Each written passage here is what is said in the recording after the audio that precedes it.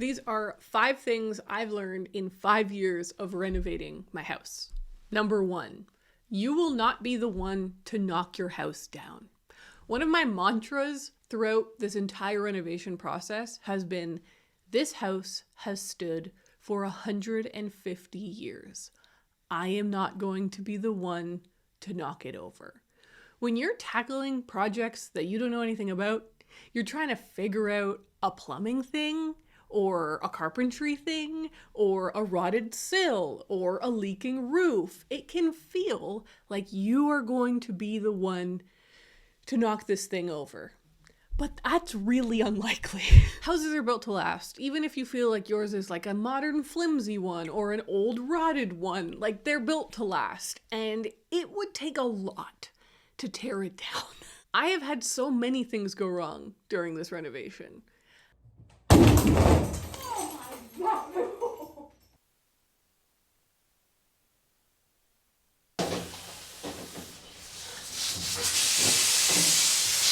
And the house keeps going.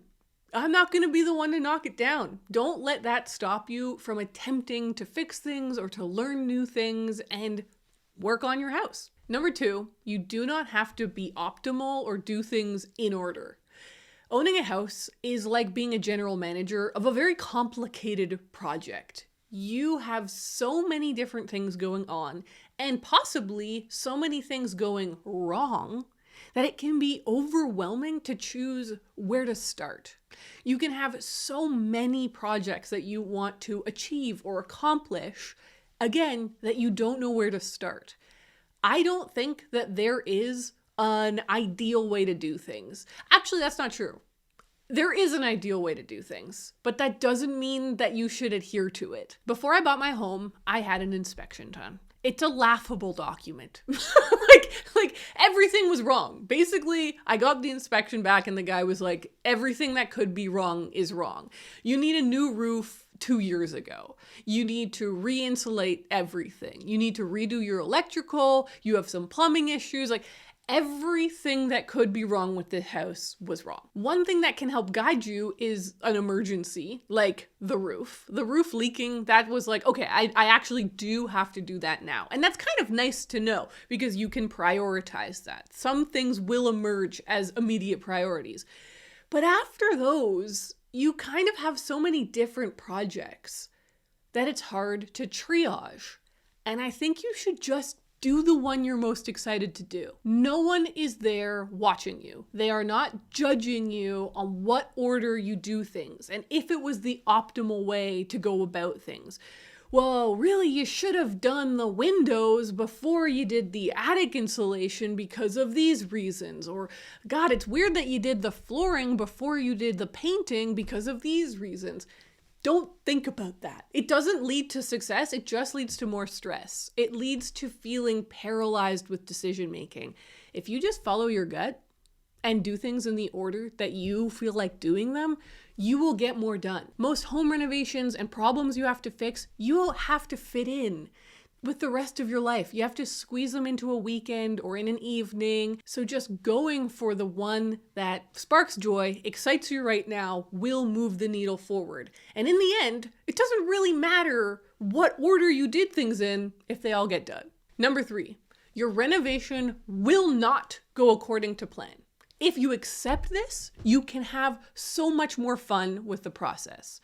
I get a lot of comments on my videos that say something akin to, I love that you just keep laughing when things go wrong. I think I would cry. Ooh.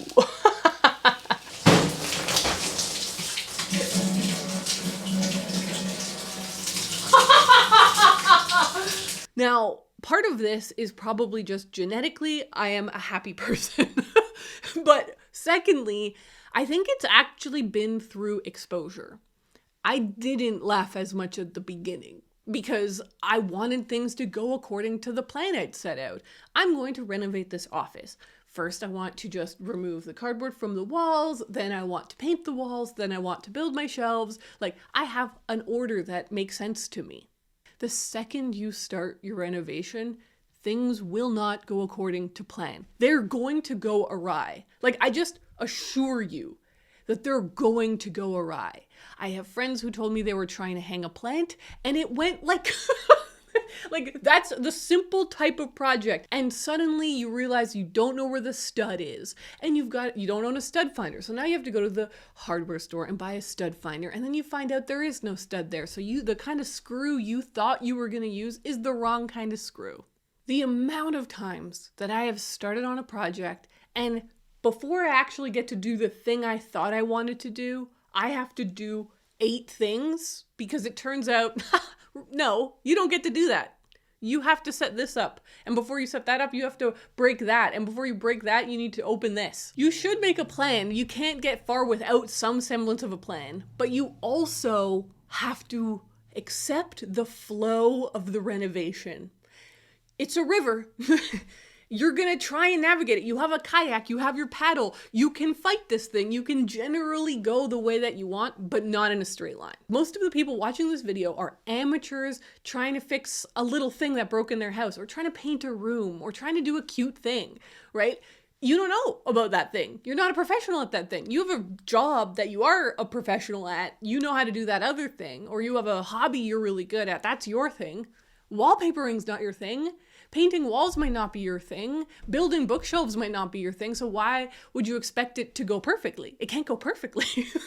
And so if you accept that it will not go perfectly, if when things go wrong, you actually think to yourself, this is part of the process, you will have a much nicer time. Number 4, the struggle between humans and rodents is everlasting and eternal. This is something I have had to come to terms with because it felt really personal.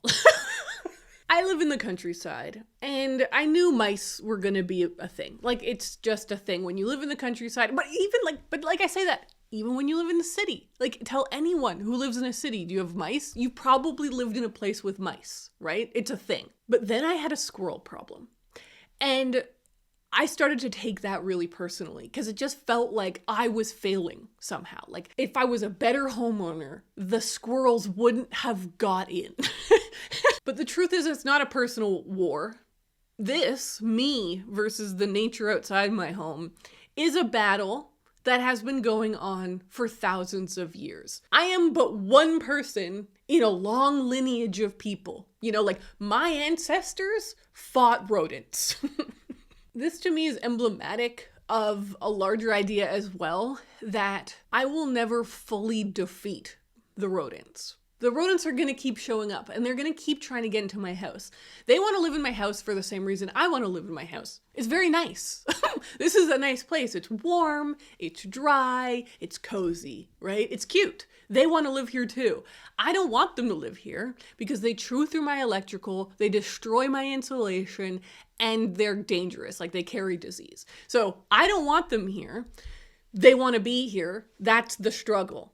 And we're going to keep fighting it for the rest of my life. And I'm going to find where they're getting in. I'm going to patch those places. I'm going to do what I need to do. And I'm going to have a couple years where I don't run into them and they're going to find a new way in. And I can't spiral every time that happens. It's tough. This one for me, like, I know it's silly, but like, this to me is one of the parts of homeownership that has been the most stressful. When I hear a little rodent in the wall, like, I get really stressed out. And realizing that this has just been something humans are dealing with for millennia and will continue to deal with for millennia has calmed me. I am part of it too. Number 5, taking care of your house is a surefire way to love living in your house. This one might feel a little cheesy, but I mean it. It's genuine. I have poured so much time, energy, and attention into my home. I have spent not just like hours, but like days, weeks, and months on this house, on taking care of it, on improving it. And not only just improving it, like some of the things I'm doing, I think are objectively improving it. Like for example, putting a brand new roof on it. That will help this house no matter who lives here. But also like improving it for myself, making the rooms that I love with colors that I love. These could be small projects like painting a room, or they could be big projects like remodeling a room, or they could just be like keeping your house tidy and clean, and when something breaks, fixing it. But what I've found is that pouring that time, energy, and attention into your home fills you with pride. It fills you with a bond and a lot of love and appreciation for your house. When you walk into a room that you have painted every inch of, that you've cleaned every part of, you love that room. You have an appreciation for what it takes to take care of that place, for what it does for you and what you're doing for it. It feels like this really nice reciprocal relationship. When people come over, I am so excited to show them what I've done. I want to point out, like, I built these shelves. I finished these floors. I chose these colors. I found this item on Facebook Marketplace and drove 3 hours to get it because it was such a good deal. It's fun to share all of the work that you've done, and it makes it fun and beautiful and loving to live in that home, a home that you have taken care of. I find it astonishing that I have been living in this house for 5 years. I have made so many memories in this house. I have learned so many new skills and practical things while living in this house. I didn't know how to properly sand or finish wood before I lived here. I didn't truly understand plumbing until I lived here. I'd never reglazed a window or cleaned out an attic. I've done so many things while living in this house. I can't believe it's been 5 years. In a way I can, because I think back on so much that has happened. I'm like, I guess that is what 5 years worth of living is. But it also feels like it's been a flash. But I'm just gonna keep going. I'm just gonna keep going and keep fixing up my house because I love my house. So thank you so much for watching this video. Thank you if you've been here for a while, or if you're brand new, for watching this journey. And I'll see you in the next video. Bye.